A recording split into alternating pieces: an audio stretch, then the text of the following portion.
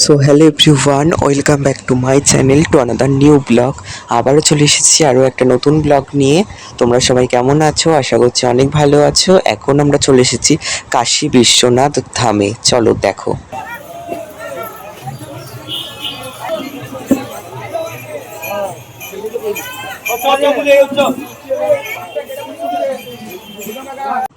তোমাদের কাছে আমি ক্ষমা প্রার্থী যে আমার ভিডিওটা দিতে অনেকটাই লেট হয়ে গেছে।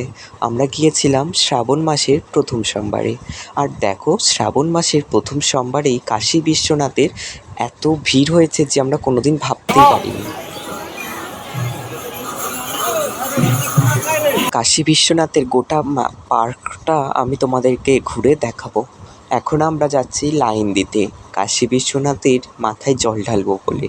আর দেখো, প্রচুর লোক যাচ্ছে, একসাথে লাইন হবে হয়তো, জানি না, আমি এই প্রথম এলাম। আর ওই দেখো, ওখানে মহাদেব ত্রিশূল হাতে নিয়ে দাঁড়িয়ে আছে। সবাই কিন্তু মহাদেবকে দর্শন করে নাও। আর এই যে এখানের ব্যবস্থাটা খুবই ভালো করেছিল। যারা বাঁক নিয়ে এসেছিল তাদের বাঁকগুলো এখানে রাখা হচ্ছিল। আর অনেকটাই দূরেই যেহেতু মন্দিরটা, চলো যাই এগোই। আর মানে এত লোক যে এসেছে যে এখানে জল ঢালতে, যে কি বলবো। আর সবাই দেখো বাঁকেতে বাবা তারকনাথেরই ছবি দিয়েছে, আর খুব সুন্দর লাগছে সব বাঁকগুলোই। আর আস্তে আস্তে আমি চলেও এসেছি লাইনের কাছে। দেখি এত লাইন যে কি বলবো।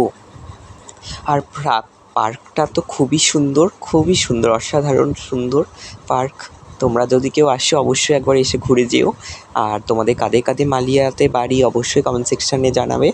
আর আমার ভিডিও তোমাদের কেমন লাগে অবশ্যই জানাবে। কাশী বিশ্বনাথের এখানে লাইন দিয়েছি, দেখছি অনেকটাই ভিড় আছে। দেখা যাক কখন জল ঢালা যায়।